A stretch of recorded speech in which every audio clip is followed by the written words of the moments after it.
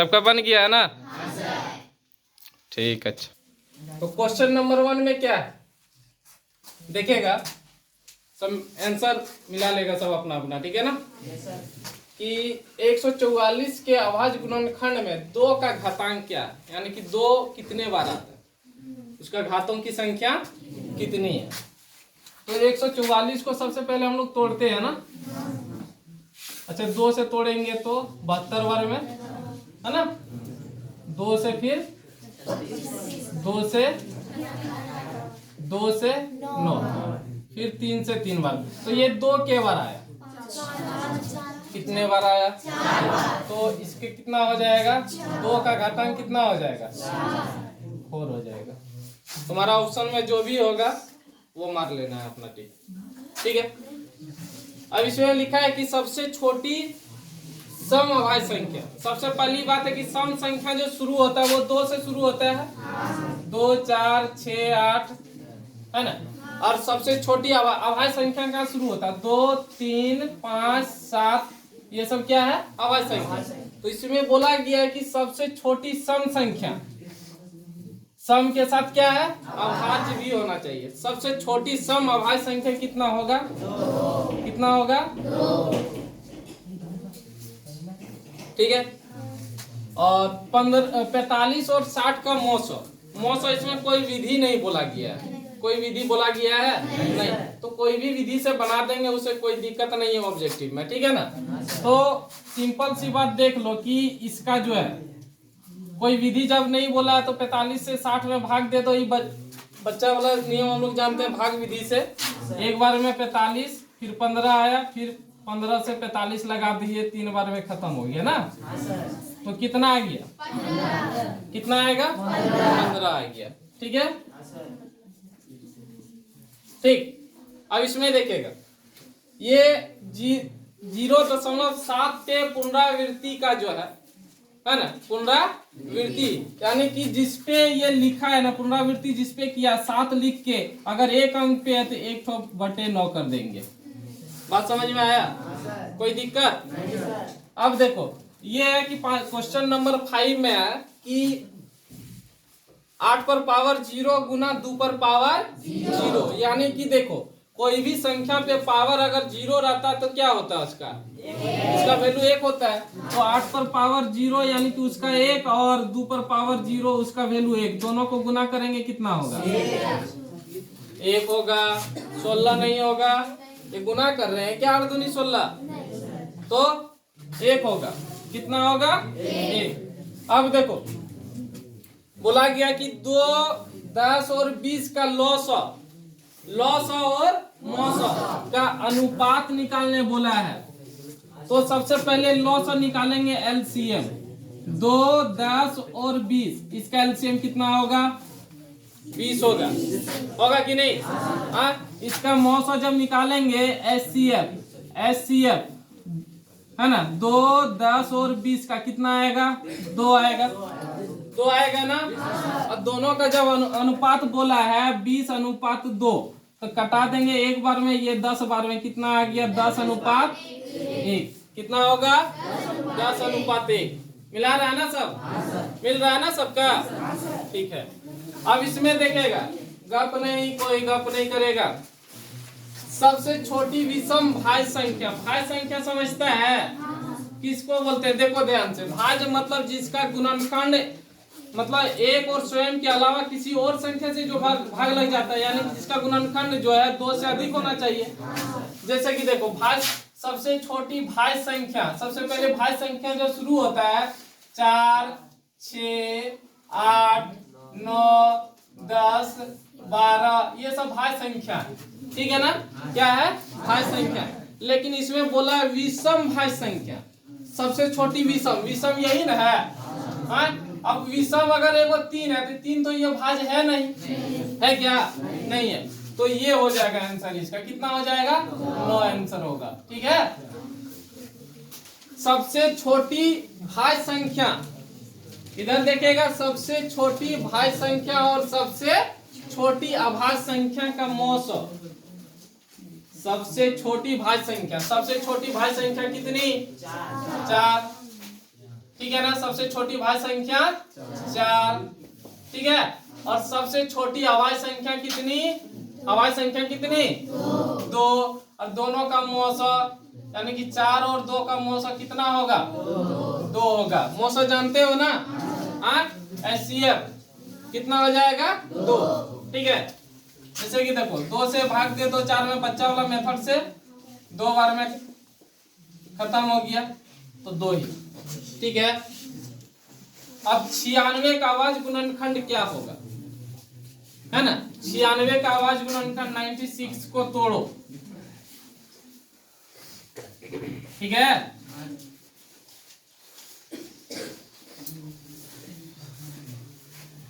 देखो 2 कितने बार आया? तो 2 पर पावर 5। 3 कितने बार आया? 1। 3 पर पावर 1। 1 नहीं भी लिखेंगे चलेगा। ये अभाज्य गुणनखंड हो गया, ठीक है। अब देखिएगा यदि P तथा Q, P तथा Q 2 अभाज्य संख्या है, बात समझो, तो उसका मौसा क्या होगा? मान लेते हैं P का मान जो है 3 है, ये भी अभाज्य संख्या है। Q भी अभाज्य संख्या है। Q को मान लेते हैं 5 ले लिए। Q का मान ये P है और ये Q है, बात समझो, ठीक है। तो दोनों का मौसा निकालना है। दोनों का मौसा कितना आएगा? 3 और 5 का मौसा कितना होगा? 1 होगा। जैसे 3 से भाग दे दो 5 में 1 बार में, फिर 2 से 3 में 1 बार में, फिर 1 बचा, फिर 2 में, है ना। कितना आया? 1 आ गया। बात समझ में आया? किसी को कोई दिक्कत नहीं। अब इसमें लिखा है क्वेश्चन नंबर 11, बोला 2 क्रमागत संख्याओं का मौसा, 2 लगातार संख्या, 2 लगातार में ले लो, 2 और 3 ले लो, लगातार है ना। तो दोनों का मौसा जब निकालेंगे कितना आएगा? इसका भी कितना आएगा? 1 आएगा। कितना आएगा? 1 आएगा, है ना। जैसे भाग दे के देख लो,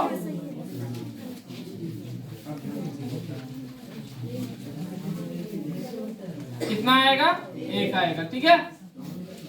अब देखिएगा इधर क्वेश्चन नंबर 12, बोला सबसे छोटी भाज्य संख्या, सबसे छोटी भाज्य संख्या और अभाज्य संख्या का गुणनफल, ठीक है ना। सबसे छोटी भाज्य संख्या, सबसे छोटी भाज्य संख्या कितनी? सबसे छोटी भाज्य संख्या कितनी? सबसे छोटी अभाज्य संख्या कितनी?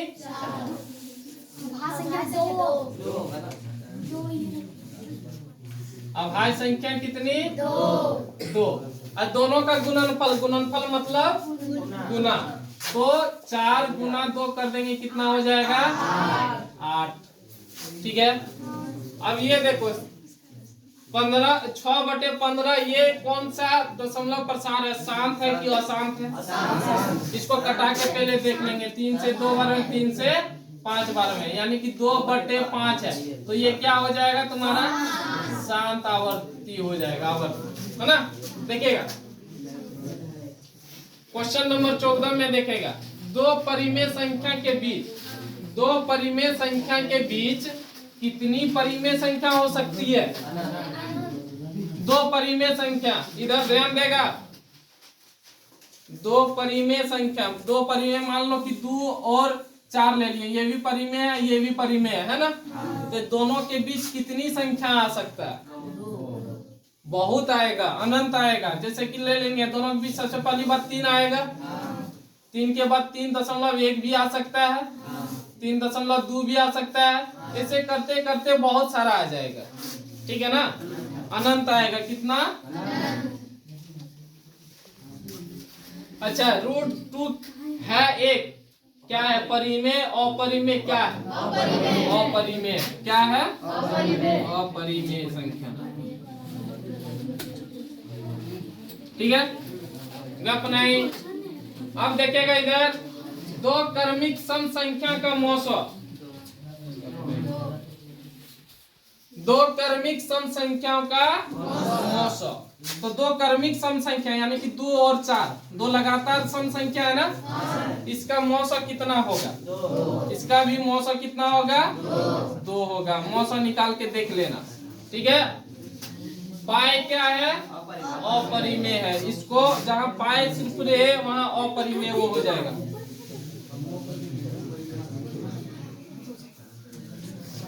अच्छा, पाए का मान क्या क्या होता है? 22/7। फिर पाए का मान क्या होता है? 1/4। एक और पाए का मान क्या होता है? 180 डिग्री।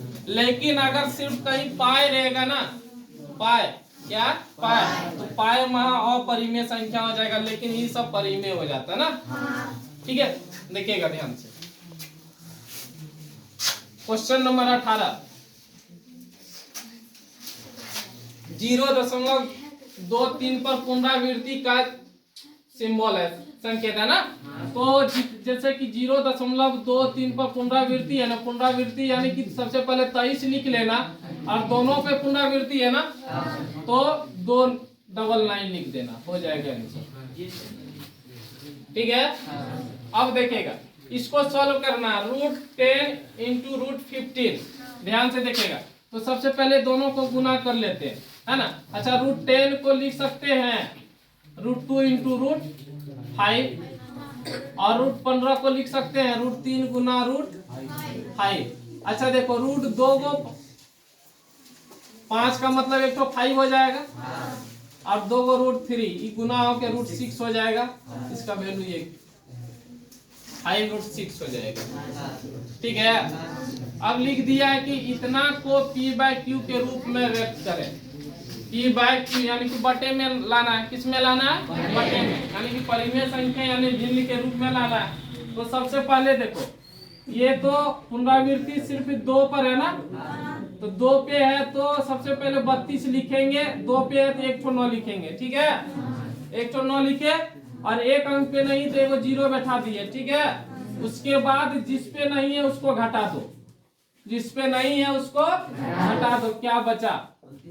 29/90। कटेगा? नहीं कटेगा, तो आंसर इतने रह जाएगा।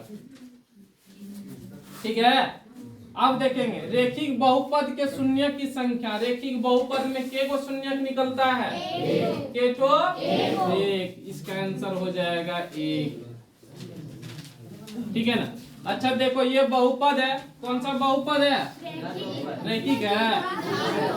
हाँ, तो इसका शून्य निकालना है, तो 2 घात बहुपद में 2 को शून्य निकलेगा।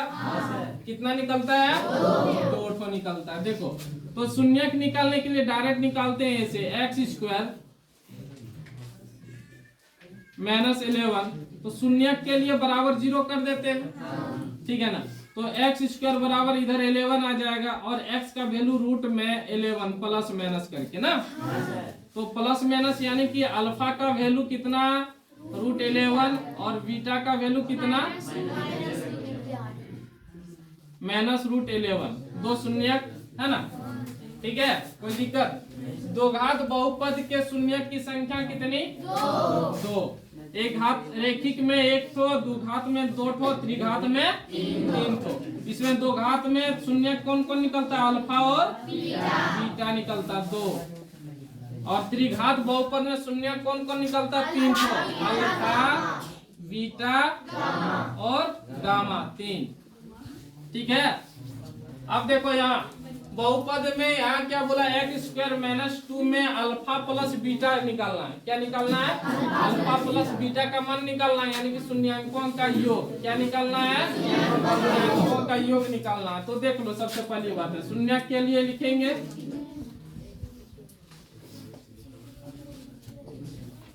x² - 2 बराबर 0, x² बराबर इधर 2 और माइनस उधर जाएगा, क्या हो जाएगा? प्लस होगा। ठीक है, अब इसमें क्या करेंगे हम लोग? x का जो वैल्यू है, ये स्क्वायर है तो उधर जाके रूट में बदल जाएगा, और रूट में जब भी होता है क्या होता है?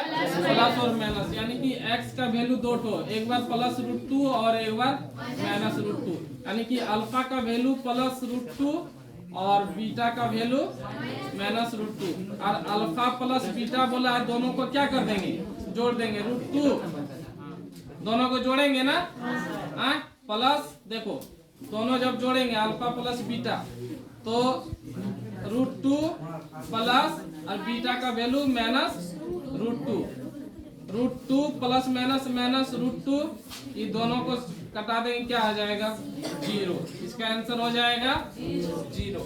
ठीक है, इसमें क्या ये भी कर सकते थे हम लोग, क्या कर सकते थे, पहले एक और विधि से बना सकते थे इसको, क्या जैसे कि x² माइनस 2 इसका गुणनखंड तोड़ लेंगे एक बार, है ना, x², इसको लिख सकते हैं √2 का स्क्वायर भी कर सकते हैं, तो a माइनस b पर होल स्क्वायर हो जाता है। एक बार प्लस में इसको लिख सकते थे और एक बार माइनस में, ऐसे भी सॉल्व कर देते, फिर शून्य के लिए लिख के इसको सॉल्व करते, अल्फा और बीटा निकाल देते।